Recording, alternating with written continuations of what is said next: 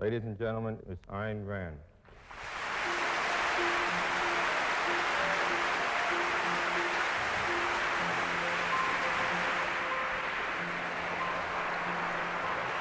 Thank you.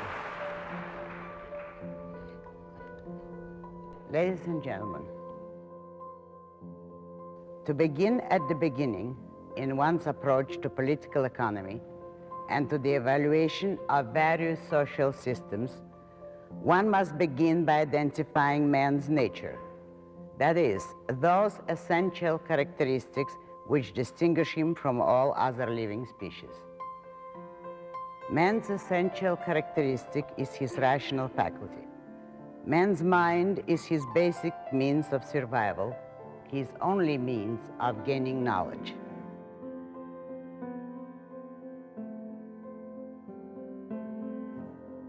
Man cannot provide for his simplest physical needs without a process of thought. He needs a process of thought to discover how to plant and grow his food or how to make weapons for hunting. He needs a process of thought to discover how to light a fire, how to weave cloth, how to forge tools, how to make a will, how to make an airplane, how to perform an appendectomy, how to produce an electric light or an electronic tube or a cyclotron or a box of matches. Yet his life depends on such knowledge, and only a volitional act of his consciousness, a process of thought, can provide it. A process of thought is an enormously complex process of identification and integration, which only an individual mind can perform. There is no such thing as a collective brain. Man can learn from one another, but learning requires a process of thought on the part of every individual student. Man can cooperate in the discovery of new knowledge, but such cooperation requires the independent exercise of his rational faculty by every individual scientist. Man is the only living species that can transmit and expand his store of knowledge from generation to generation. But such transmission requires a process of thought on the part of the individual recipients. As witness the breakdowns of civilization, the dark ages in the history of mankind's progress, when the accumulated knowledge of centuries vanished from the lives of men who were unable, unwilling, or forbidden to think.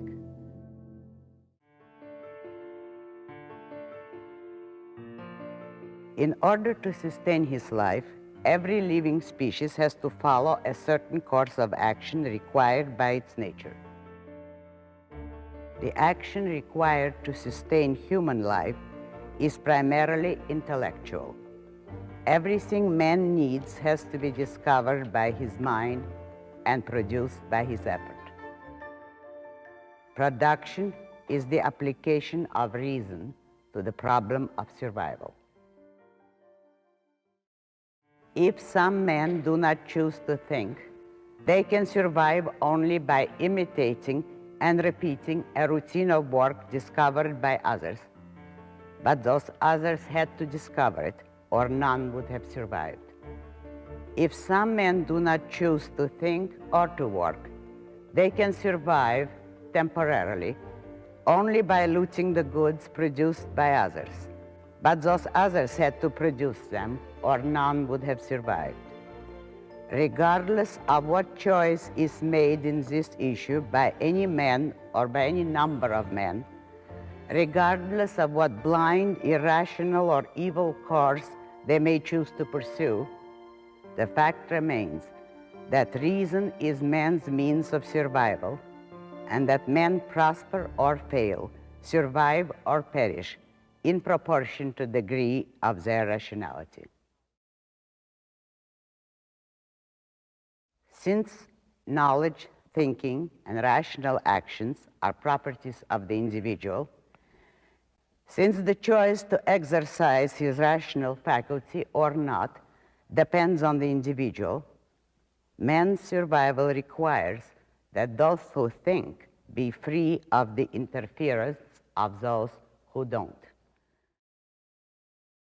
Since men are neither omniscient nor infallible, they must be free to agree or disagree, to cooperate or to pursue their own independent course, each according to his own rational judgment. Freedom is the fundamental requirement of man's mind. A rational mind does not work under compulsion. It does not subordinate its grasp of reality to anyone's orders, directives, or controls. It does not sacrifice its knowledge, its view of the truth, to anyone's opinions, threats, wishes, plans, or welfare. Such a mind may be hampered by others. It may be silenced, proscribed, imprisoned, or destroyed. It cannot be forced. A gun is not an argument.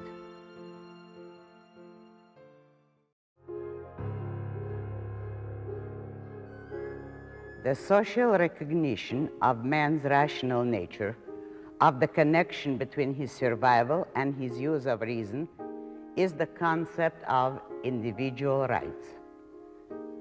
Rights are a moral principle defining and sanctioning a man's freedom of action in a social context.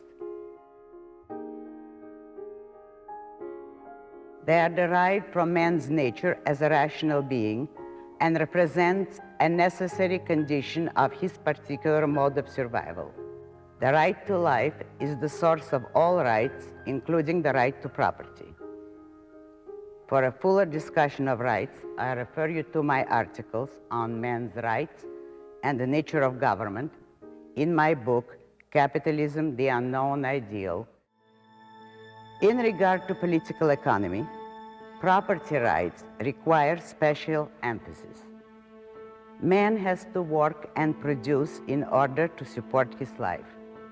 He has to support his life by his own effort and by the guidance of his own mind.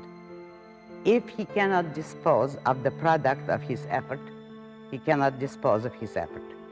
If he cannot dispose of his effort, he cannot dispose of his life. Without property rights, no other rights can be practiced. Now, bearing these facts in mind, consider the question of what social system is appropriate to man. A social system is a set of moral, political, economic principles embodied in society's laws, institutions, and government, which determine the relationships, the terms of association among the men living in a given geographical area. There are only two fundamental questions, or two aspects of the same question, that determine the nature of any social system. Does a social system recognize individual rights? And does a social system ban physical force from human relationships? The answer to the second question is the practical implementation of the answer to the first. Is man a sovereign individual who owns his person, his mind, his life, his work, and its products? Or is he the property of the tribe, the state, the society, the collective, that may dispose of him in any way it pleases, that may dictate his convictions, prescribe the course of his life, control his work, and expropriate his products? Does man have the right to exist for his own sake, or is he born in bondage as an indentured servant who must keep buying his life by serving the tribe, but can never acquire it free and clear? This is the first question to answer. The rest is consequences and practical implementations. The basic issue is only, is man free?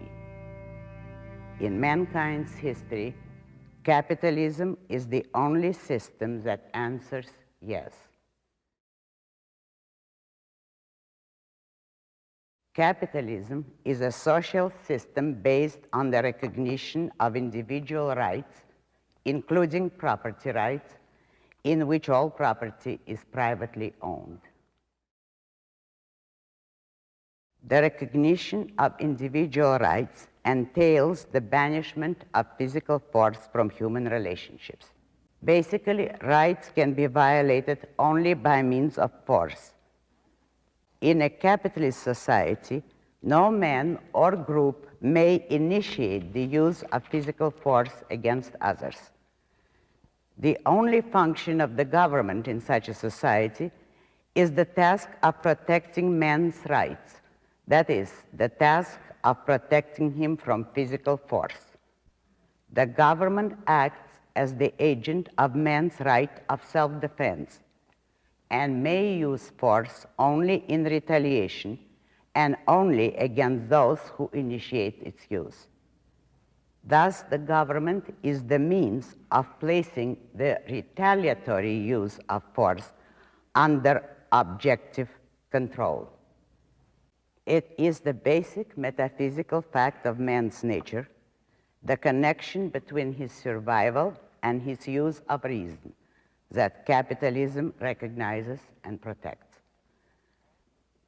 In a capitalist society, all human relationships are voluntary. Men are free to cooperate or not, to deal with one another or not, as their own individual judgments, convictions, and interests dictate. They can deal with one another only in terms of and by means of reason. That is, by means of discussion, persuasion, and contractual agreement, by voluntary choice to mutual benefit. The right to agree with others is not a problem in any society. It is the right to disagree that is crucial. It is the institution of private property that protects and implements the right to disagree, and thus keeps the road open to man's most valuable attribute, the creative mind. This is the cardinal difference between capitalism and any form of collectivism. The moral justification of capitalism does not lie in the altruist claim that it represents the best way to achieve the common good. It is true that capitalism does, if that catchphrase has any meaning, but this is merely a secondary consequence.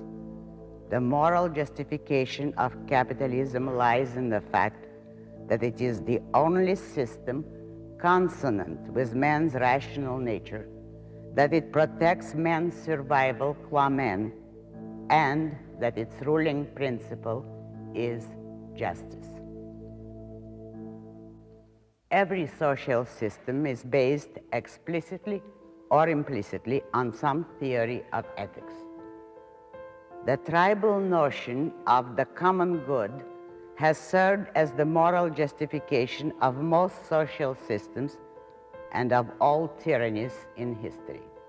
The degree of a society's enslavement or freedom corresponded to the degree to which that tribal slogan was invoked or ignored. The common good, or the public interest, is an undefined and undefinable concept. There is no such entity as the tribe or the public. The tribe or the public or society is only a number of individual men. Nothing can be good for the tribe as such. Good and value pertain only to a living organism, to an individual living organism, not to a disembodied aggregate of relationships. When the common good of a society is regarded as something apart from and superior to the individual good of its members, it means that the good of some men takes precedence over the good of others, with those others consigned to the status of sacrificial animals. What makes the victims accepted and permits a society to perpetrate a moral atrocity of that kind? The answer lies in philosophy, in philosophical theories on the nature of moral values.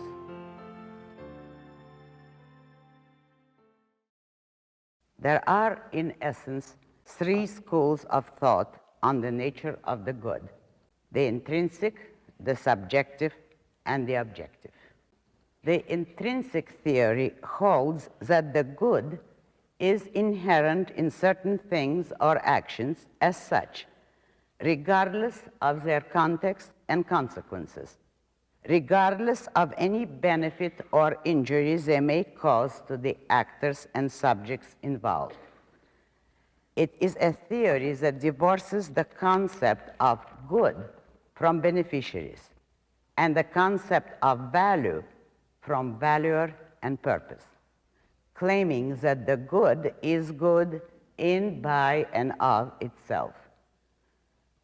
The subjective theory holds that the good bears no relation to the facts of reality, that it is the product of a man's consciousness, created by his feelings, desires, intuitions, or whims, and that it is merely an arbitrary postulate or an emotional commitment.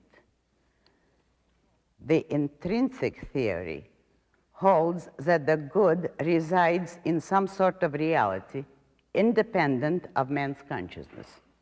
The subjective theory holds that the good resides in man's consciousness independent of reality.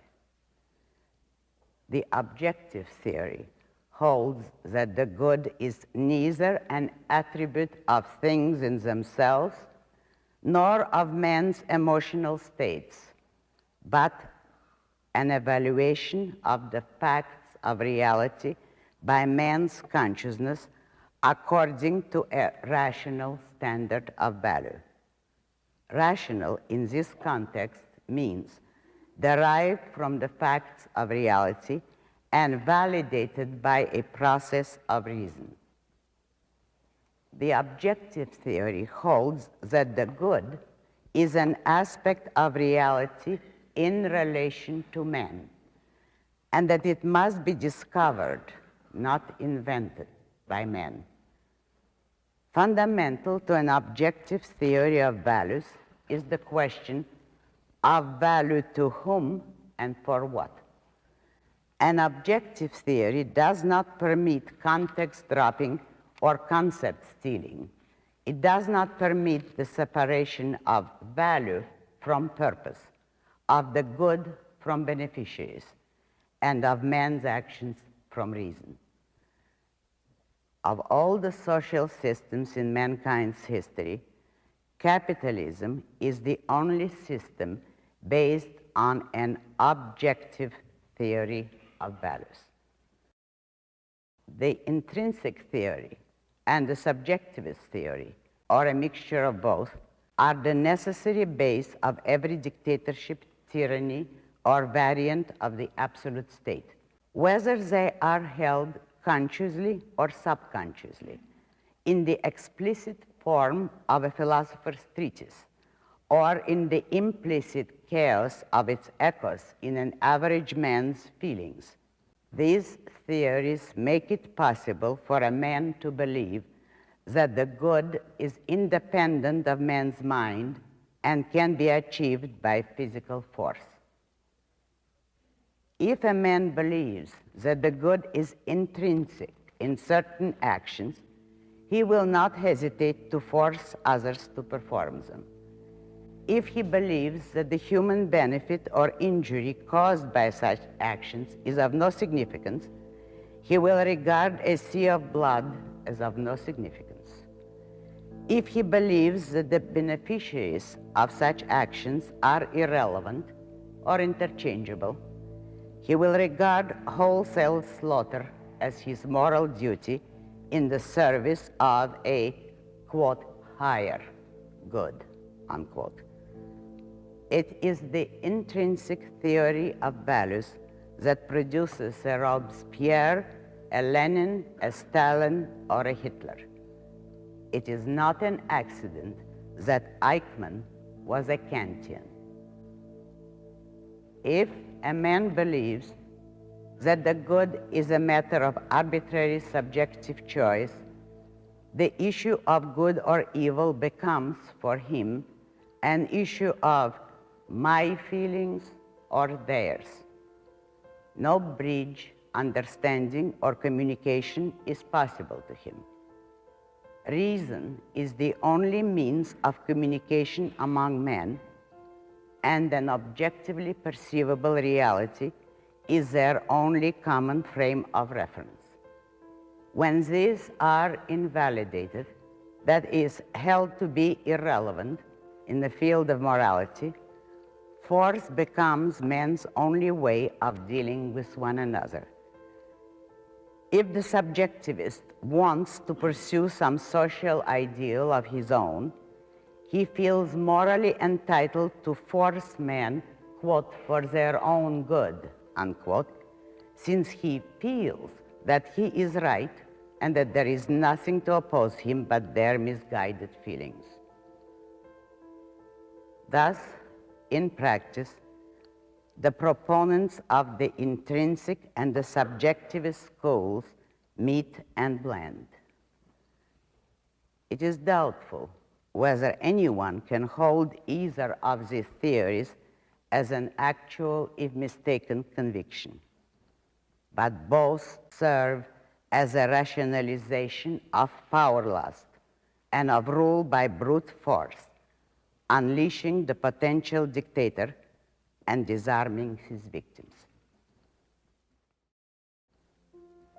The objective theory of values is the only moral theory incompatible with rule by force. Capitalism is the only system based implicitly on an objective theory of values, and the historic tragedy is that this has never been made explicit. If one knows that the good is objective, that is, determined by the nature of reality, but to be discovered by man's mind, one knows that an attempt to achieve the good by physical force is a monstrous contradiction in terms, which negates morality at its root by destroying man's capacity to recognize the good, that is, his capacity to value. Force invalidates and paralyzes a man's judgment, demanding that he act against it, thus rendering him morally impotent. A value which one is forced to accept at the price of surrendering one's mind is not a value to anyone. The forcibly mindless can neither judge nor choose nor value. An attempt to achieve the good by force is like an attempt to provide a man with a picture gallery at the price of cutting out his eyes. Values cannot exist, cannot be valued outside the full context of a man's life, needs, goals, and knowledge. The objective view of values permeates the entire structure of a capitalist society. The recognition of individual rights implies the recognition of the fact that the good is not an ineffable abstraction in some supernatural dimension, but a value pertaining to reality, to this earth, to the lives of individual human beings. Note the right to the pursuit of happiness. It implies that the good cannot be divorced from beneficiaries, that men are not to be regarded as interchangeable, and that no man or tribe may attempt to achieve the good of some at the price of the immolation of others. The free market represents the social application of an objective theory of values. Since values are to be discovered by man's mind, man must be free to discover them, to think, to study, to translate their knowledge into physical form, to offer their products for trade, to judge them, and to choose, be it a material good or an idea, a loaf of bread or a philosophical treatise. Since values are established contextually, every man must judge for himself in the context of his own knowledge, goals, and interests. Since values are determined by the nature of reality, it is reality that serves as man's ultimate arbiter. If a man's judgment is right, the rewards are his. If it is wrong, he is his only victim. It is in regard to a free market that the distinction between an intrinsic subjective and objective view of values is particularly important to understand. The market value of a product is not an intrinsic value, not a value in itself hanging in a vacuum. A free market never loses sight of the question of value to whom. And within the broad field of objectivity, the market value of a product does not reflect its philosophically objective value, but only its socially objective value. By philosophically objective, I mean a value estimated from the standpoint of the best possible to man. That is, by the criterion of the most rational mind possessing the greatest knowledge in a given category, in a given period, and in a defined context.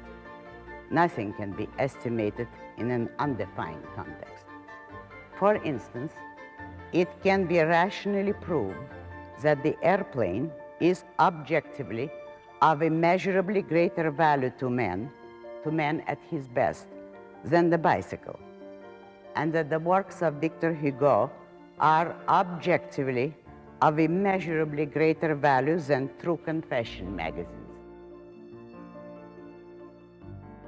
But if a given man's intellectual potential can barely manage to enjoy True Confessions, there is no reason why his meager earnings, the product of his effort, should be spent on books he cannot read, or on subsidizing the airplane industry if his own transportation needs do not extend beyond the range of a bicycle.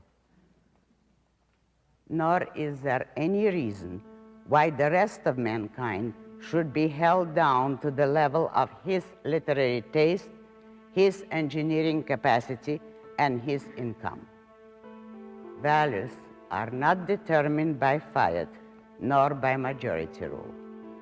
Just as the number of its adherents is not a proof of an idea's truth or falsehood, of an artwork's merit or demerit, of a product's efficacy or inefficacy, so the free market value of goods or services does not necessarily represent their philosophically objective value, but only their socially objective value. That is, the sum of the individual judgments of all the men involved in trade at a given time, the sum of what they valued, each in the context of his own life. Thus, a manufacturer of lipstick may well make a greater fortune than a manufacturer of microscopes, even though it can be rationally demonstrated that microscopes are scientifically more valuable than lipstick.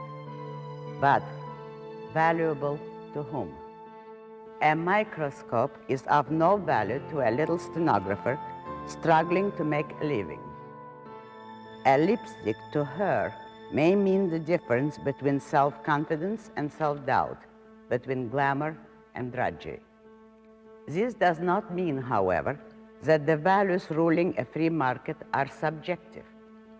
If the stenographer spends all her money on cosmetics and has none left to pay for the use of a microscope, for a visit to the doctor, when she needs it, she learns a better method of budgeting her income. The free market serves as her teacher. She has no way to penalize others for her mistakes. If she budgets rationally, the microscope is always available to serve her own specific needs and no more as far as she is concerned. She is not taxed to support an entire hospital, a research laboratory, or a spaceship's journey to the moon. Within her own productive power, she does pay a part of the cost of scientific achievements when and as she needs them. She has no social duty. Her own life is her only responsibility, and the only thing that the capitalist system requires of her is the thing that nature requires, rationality.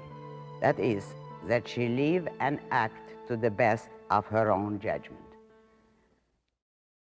Within every category of goods and services offered on a free market, it is the purveyor of the best product at the cheapest price who wins the greatest financial rewards in that field. Not automatically, nor immediately, nor by fiat, but by virtue of the free market, which teaches every participant to look for the objective best within the category of his own competence, and penalizes those who act on irrational considerations.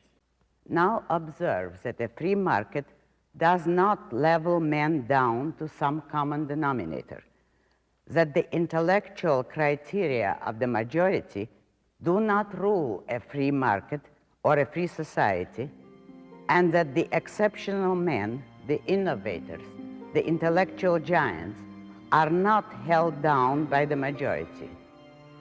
In fact, it is the members of this exceptional minority who lift the whole of a free society to the level of their own achievements, while rising further and ever further.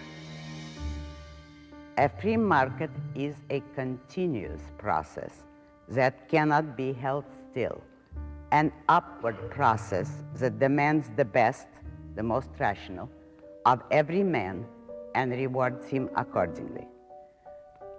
While the majority have barely assimilated the value of the automobile, the creative minority introduces the airplane. The majority learn by demonstration. The minority is free to demonstrate. The philosophically objective value of a new product serves as the teacher for those who are willing to exercise their rational faculty, each to the extent of his ability. Those who are unwilling remain unrewarded, as well as those who aspire to more than their ability produces. The stagnant, the irrational, the subjectivist have no power to stop their betters. The small minority of adults who are unable, rather than unwilling, to work have to rely on voluntary charity. Misfortune is not a claim to slave labor. There is no such thing as the right to consume, control, and destroy those without whom one would not be able to survive. As to depressions and mass unemployment, they are not caused by the free market, but by government interference into the economy. The mental parasites, the imitators who attempt to cater to what they think is the public's known taste, are constantly being beaten by the innovators, whose products raise the public's knowledge and taste to ever higher levels. It is in this sense that the free market is ruled not by the consumers, but by the producers. The most successful ones are those who discover new fields of production, fields which had not been known to exist. A given product may not be appreciated at once, particularly if it is too radical an innovation. But barring irrelevant accidents, it wins in the long run. It is in this sense that the free market is not ruled by the intellectual criteria of the majority, which prevail only at and for any given moment. The free market is ruled by those who are able to see and plan long range. And the better the mind, the longer the range. The economic value of a man's work is determined on a free market by a single principle, by the voluntary consent of those who are willing to trade him their work or products in return. This is the moral meaning of the law of supply and demand.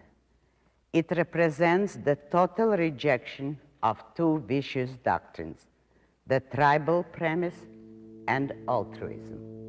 It represents the recognition of the fact that man is not the property nor the servant of the tribe, that a man works in order to support his own life, as by his nature he must, that he has to be guided by his own rational self-interest, and if he wants to trade with others, he cannot expect sacrificial victims.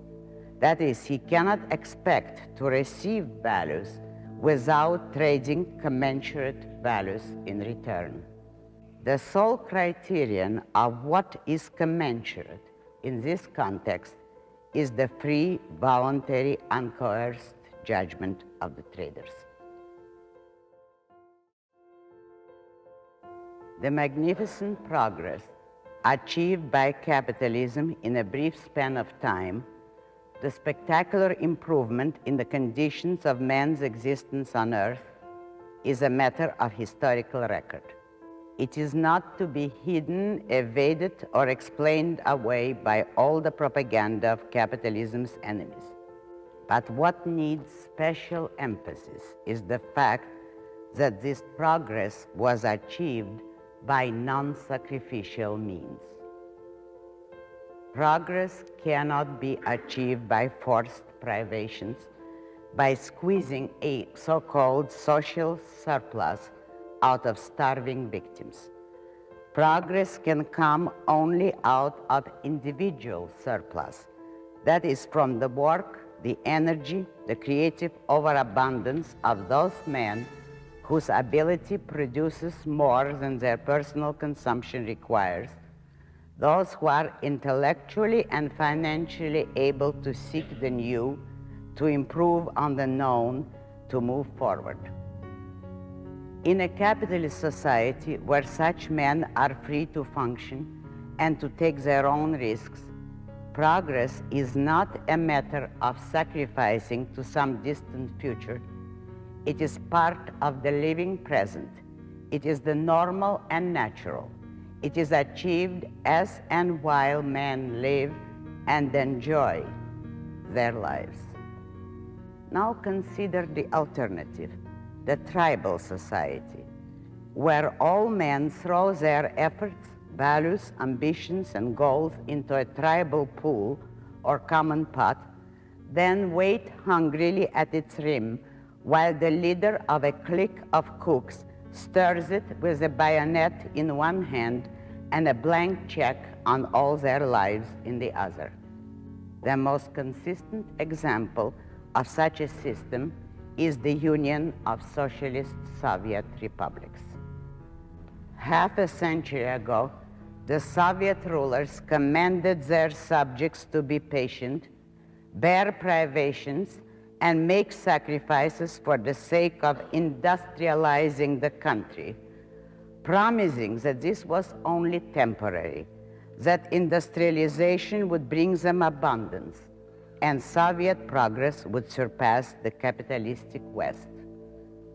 Today, Soviet Russia is still unable to feed her people, while the rulers scramble to copy, borrow, or steal the technological achievements of the West.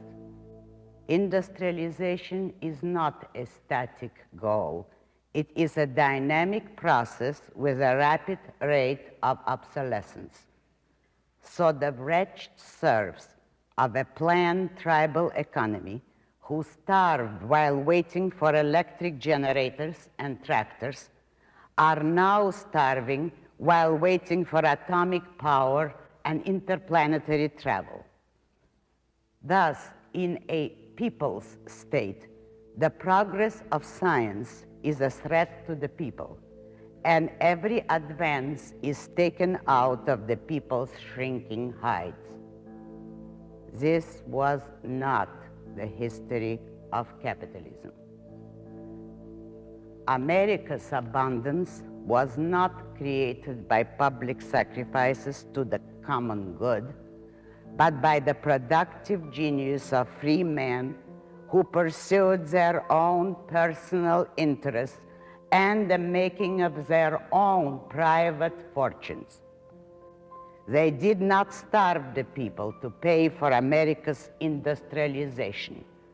They gave the people better jobs, higher wages, and cheaper goods with every new machine they invented, with every scientific discovery or technological advance.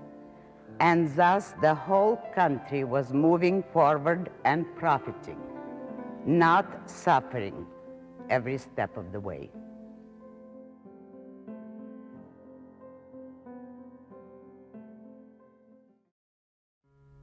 Do not, however, make the error of reversing cause and effect.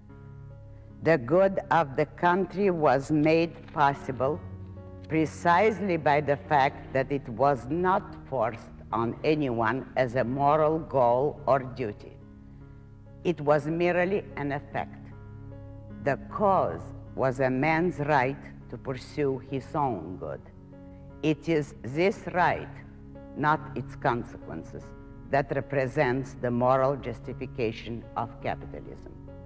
But this right is incompatible with the intrinsic or the subjective theory of values, with the altruist morality and the tribal premise. It is obvious which human attribute one rejects when one rejects objectivity. And in view of capitalism's record, it is obvious against which human attribute the altruist morality and the tribal premise stand united: against man's mind, against intelligence, particularly against intelligence applied to the problems of human survival, that is, productive ability. While altruism seeks to rob intelligence of its rewards by asserting that the moral duty of the competent is to serve the incompetent and sacrifice themselves to anyone's need, the tribal premise goes a step further. It denies the existence of intelligence and of its role in the production of wealth. It is morally obscene to regard wealth as an anonymous tribal product and to talk about redistributing it. The view that wealth is the result of some undifferentiated collective process, that we all did something and it's impossible to tell who did what, therefore some sort of equalitarian distribution is necessary, might have been appropriate in the primordial jungle with a savage horde moving boulders by crude physical labor, though even there someone had to initiate and organize the moving.